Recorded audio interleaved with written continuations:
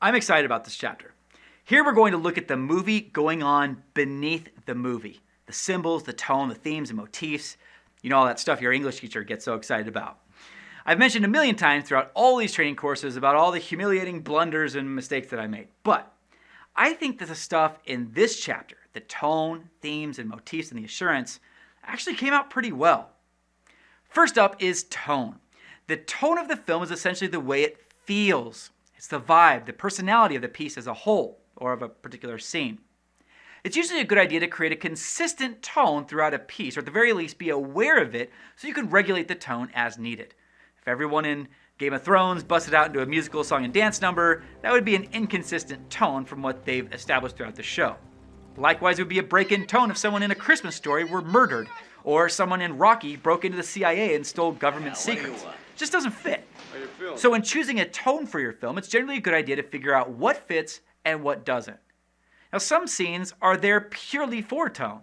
For example, the breakfast scene in Pee-wee's Big Adventure. Just a long, detailed scene of the protagonist just making breakfast.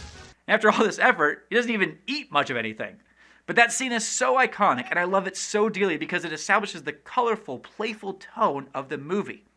Almost like a metaphor for Pee-wee's Big Adventure itself, this breakfast scene was a whole lot of effort that didn't serve much of a purpose other than just to be creative, visually stimulating, and really fun.